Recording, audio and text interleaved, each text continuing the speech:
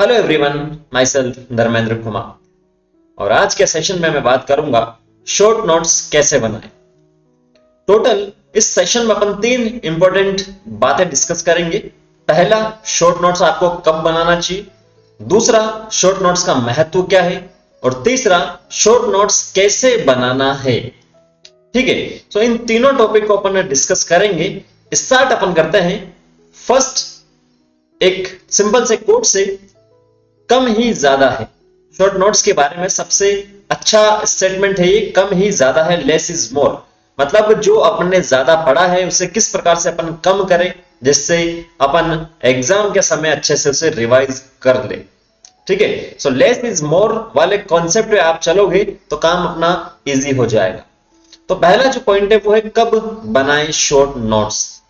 अधिकतर बच्चे सोचते हैं कि एग्जाम से एक महीने पहले क्या करें, शॉर्ट नोट्स बनाना स्टार्ट कर लें। ठीक है, ये तो अपन ने फर्स्ट पॉइंट की बात की। कुछ बच्चे ऐसे सोचते हैं कि जैसे ही टीचर ने पढ़ाया है कोई टॉपिक, एक चैप्टर कंप्लीट हुआ है तो उसी समय क्या करें, उसे रिवाइज पढ़ ले, उसे एक बार रिवाइज कर ले और फटाफट से अपन नोट्स बनाना स्टार्ट कर दे। लेकिन वो गलत है। ठीक है, शॉर्ट नोट्स आपको बनाने कब चाहिए, इसके अगर मैं बात करूं तो मान लो आपने कोई भी एक चैप्टर कंप्लीट कर लिया है किसी भी इंस्टीट्यूट में या कोचिंग में या सेल्फ आपने किया है तो ऐसा नहीं कि जैसे आपने कंप्लीट किया उसे आप नोट कर ले, क्योंकि कंप्लीट करेंगे और उसी टाइम में अगर आप उसके उस टॉपिक के नोट्स बनाना शुरू करेंगे तो पहली बार में आपको क्या लगेगा, वो जो चैप्टर है उसकी लाइन टू लाइन या वर्ड टू वर्ड आपको हो सकता है कि सब कुछ आपको वहां से इंपॉर्टेंट लगे क्योंकि फर्स्ट टाइम आप पढ़ रहे हैं। ठीक है, लेकिन उसी चैप्टर को मान लीजिए आप दो बार रिवाइज कर लेते हैं, उसके जो एमसीक्यूज है या उसके जो क्वेश्चंस है वो आप सोल्व कर लेते हैं या प्रीवियस ईयर क्वेश्चंस जो है वो आप सोल्व कर लेते हैं, तो उसके बाद में अगर आप उसे पढ़ते हैं तो आपको लगेगा कि इस चैप्टर में से कि 50% जो पोर्शन था वो तो बिल्कुल ही क्या है, इजी है। क्लियर है, वो जो 50% इजी वाला पोर्शन है उसे आप कभी भी रिवाइज करोगे तो फटाफट से आपको याद आ जाएगा क्योंकि सबकॉन्शियस माइंड ने उस पर पकड़ मजबूत बना ली। फॉर एग्जाम्पल अगर मैं बात करूं, आपसे पूछा जाए A B C D A to Z तक आपको जो है सुनाना है तो आप सुना देंगे, इसके नोट्स बनाने की आपको जरूरत नहीं पड़ेगी। या आपने छोटी क्लासेस में जो पढ़ा है 9, 10, 11, 12 में तो उसे भी आपको रिवीजन करने की जरूरत नहीं पड़ेगी। एक बार आप देखेंगे तो उसे वापस से काफी लंबे समय तक आप उसे याद रख सकते हैं। सेम वैसा ही इसी केस में आपने कोई भी नया टॉपिक पढ़ा है, नया चैप्टर आपने पढ़ा है तो उसी टाइम आप नोट्स बनाने ना बैठे, उसे कम से कम 2 या 3 बार रिवाइज कर लीजिएगा, उसके एमसीक्यू सोल्व कर लीजिएगा, जो मल्टीपल चॉइस क्वेश्चन है उसके प्रीवियस ईयर क्वेश्चन सोल्व कर लीजिएगा। तब उसके बाद में आप नोट्स बनाने बैठिएगा तो उसमें आपको लग जाएगा कि ये तो इजी पोर्शन है, इसको फटाफट से मैं कर लूंगा, ये थोड़ा सा मॉडरेट है, मीडियम है, और ये कोई हार्ड है, उसके मुझे नोट्स बनाने चाहिए और उसे ही मैं नोट्स में लिखूंगा। ठीक है, लेस इज मोर वाला क्या है, ऐसा थोड़ी कि एक चैप्टर 10 पेज में कंप्लीट हो रहा था, नोट्स में आप उसी में अच्छी हैंड राइटिंग में लिख रहे हैं, बोले ये मेरे नोट्स। शॉर्ट नोट्स की बात कर रहे हो तो अपना जो मटेरियल है उसे अपन कम से कम करेंगे और अपना जो स्टडी मटेरियल होगा वो कम से कम होगा तो अपन ज्यादा से ज्यादा रिवीजन कर सकते हैं। ठीक है, तो इसी प्रकार से आप रिवाइज कीजिए 2-3 बार, उसके बाद में आप नोट्स बनाना स्टार्ट कीजिएगा। सेकंड पॉइंट की बात करें कैसे बनाएं शॉर्ट नोट्स। शॉर्ट नोट्स बनाने के भी अलग अलग तरीके हैं।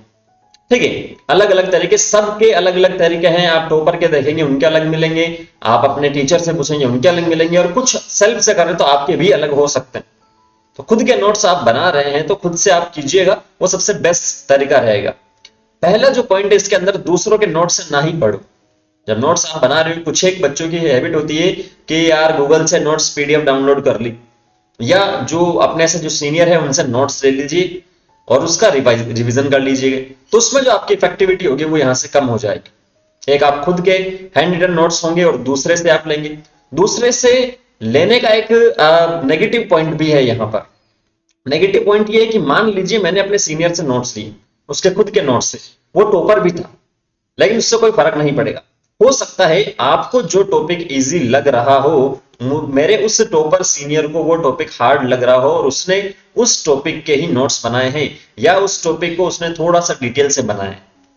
ऐसा भी तो हो सकता है, सबका अलग अलग है। किसी का प्लस पॉइंट क्या होता है, किसी का स्ट्रॉन्ग मतलब स्ट्रॉन्ग जोन कौन सा होता है, स्ट्रॉन्ग टॉपिक कौन सा होता है, किसी का कोई दूसरा होता है।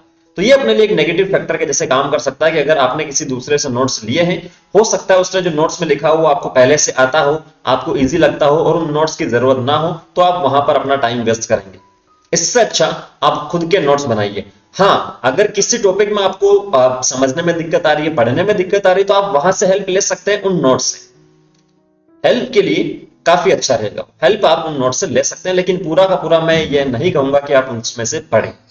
ठीक है, सो दूसरों के नोट्स से आप बचें, खुद के नोट्स पे ही फोकस कीजिएगा। नेक्स्ट, अब जब आप नोट्स बना रहे हैं तो कुछ चार्ट्स बना लीजिएगा, चार्ट्स की हेल्प से इजी रहेगा।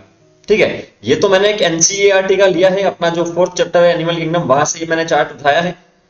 अब ये जो लिखा है प्राणी जगत, ठीक है, एनिमल किंगडम से, तो उसमें कुछ अलग अलग संगठन के स्तर अपने को दे रखे हैं, समिति दे रखी है, प्रगुआ दे रखी है और संघ दे रखे।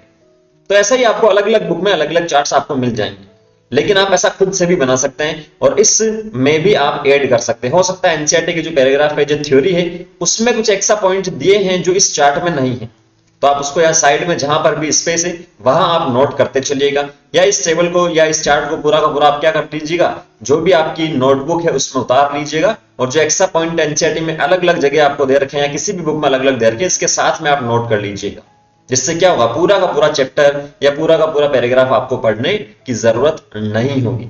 ठीक है, तो चार्ट्स की हेल्प आप ले सकते हैं, हर एक टॉपिक में चार्ट बना सकते हैं। ये अपना नेक्स्ट पॉइंट था।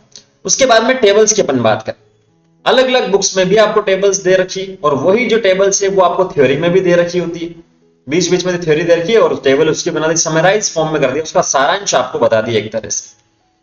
तो आप भी ऐसा कर सकते हैं, लेकिन कैसे? आप जो भी आपकी नोटबुक है उसमें टेबल बनाइए, इस प्रकार की टेबल, जैसे ये एल्गी या जो शेवाल है उसकी टेबल है आपके पास। तो टेबल से क्या रहेगा, इजी रहेगा, अपना जो मटेरियल है वो यहाँ से कम हो रहा है, कम समय में अपन ज्यादा रिवीजन कर सकते हैं। अब अगर इसे ही मैं पैराग्राफ में लिखूं तो क्या बोलूंगा, कि जो क्लोरोफाइसी है उसका जो सामान्य नाम है वो ग्रीन एल्गी है, उसके अंदर जो पिगमेंट वर्णक मिलते हैं वो क्लोरोफिल ए भी मिलता है, उसमें जो स्टोर्ड फूड है वो स्टार्च होता है, उसमें जो कोशिका भित्ति होती है वो सेल्यूलोज की बनी होती है। तो इस प्रकार से आप करेंगे तो एक पूरा पेज एक ही जो अपना पार्ट है उसके अंदर भर जाएगा, लेकिन अपन ऐसा नहीं करेंगे। ठीक है, ये जो एनसीईआरटी में जैसा टेबल दे रखी है वैसे ही अपनी नोटबुक में अपन टेबल बनाएंगे, जितने भी छोटे छोटे पॉइंट है या बड़े बड़े पॉइंट है सब छोटे छोटे में कन्वर्ट करेंगे और उसे अपन नोट करेंगे। क्लियर है? नेक्स्ट, उसके बाद में नेक्स्ट जो पॉइंट है, यूज योर ऑन लैंग्वेज, अपनी खुद की भाषा में नोट्स बनाइए। ऐसा नहीं है, कुछ बच्चे ऐसा होता है कि जैसे जो एनसीईआरटी में या किसी भी बुक में जो लैंग्वेज लिखी है उसे ही क्या करेंगे, पूरी की पूरी छाप देंगे साहब। ठीक है, पूरी की पूरी उसी प्रकार से लिख देंगे। ये बोले हैंडराइटिंग अच्छी है, अभी तो मजे आ रहे हैं नोट्स बनाने में, तो जैसा कि बोल दिया कि जो है वाटसन और क्रिक ने डीएनए की खोज की सन 1953 में। ठीक है, वो भी लिख दिया, सन 1953 में वाटसन और क्रिक ने डीएनए की खोज किया, डीएनए का जो डबल हेलिकल मॉडल है वो दिया था। तो उतना लिखोगे, इससे अच्छा आप क्या करोगे, डीएनए लिखेंगे आप, वाटसन एंड क्रिक लिखेंगे।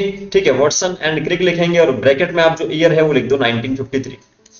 ठीक है, ये आप लिख दो। मेंडल साहब की कोई बात आ रही है कि मेंडल ने 7 सालों तक जो है मटर के पादप पर जो एक्सपेरिमेंट किए थे 1856 से 63 तक, तो इतना थोड़ी लिखेंगे, शॉर्ट में लिख दो। जो फैक्ट्स है, जो ईयर्स अपने को दे रखा है वो बिल्कुल शॉर्ट में चलेंगे। ठीक है, एक ही है मेंडल के बारे में कुछ पॉइंट है, यहाँ से आसपास इसके लिख दो, जिससे इजी रहेगा, जैसे इसके अंदर लिख रहा है। ठीक है, क्लियर है? तो इस प्रकार से आप नोट्स बनाओगे, खुद की लैंग्वेज में रखोगे तो बहुत काम अपना इजी हो जाएगा। क्लियर है? तो ये कुछ बेसिक पॉइंट्स मैंने आपको बताए हैं कैसे आप नोट्स बना सकते हैं। मैं फिर से कहूंगा, अपने नोट्स यूज में लीजिए, आप अपने नोट्स बनाइए, ये एक अपनी हैबिट में होना चाहिए। कुछ स्टूडेंट ऐसे होते हैं जिन्हें बुक से ही पढ़ने में मजा आता है, कुछ ऐसे होते हैं कि बुक्स में वो अंडरलाइन करते हैं या हाईलाइट करते हैं और उसी को बार बार रिवाइज करते हैं। जिसको नोट्स बनाने की हैबिट नहीं होती तो वो क्या करेंगे, किसी भी स्टेटमेंट को हाईलाइट कर देंगे और उससे बार बार जब पढ़ेंगे तो वही वो सामने आएगा। ठीक है, वो पेज पलटते रहेंगे और वही दिखता रहेगा। तो वो सबका अपना अपना है। ठीक है, कुछ बच्चों ने कमेंट करके मेरे से पूछा था, इसीलिए मैंने आपको बता दिया कि शॉर्ट नोट्स इस प्रकार से आप बना सकते हैं। तो इन पॉइंट्स पर थोड़ा सा आप ध्यान दीजिएगा और नोट्स बनाइए खुद के। ठीक है, और भी किसी प्रकार का आपको डाउट रहता है तो आप कमेंट सेक्शन में कमेंट करके बता सकते हैं। अन्यथा इंस्टाग्राम पर मैं आपको धर्मेंद्र कुमावत से मिलूंगा, वहां आप मुझसे जुड़ सकते हैं और अपने डाउट क्लियर कर सकते हैं। सो मिलते हैं नेक्स्ट सेशन में। Thank you, all the very best.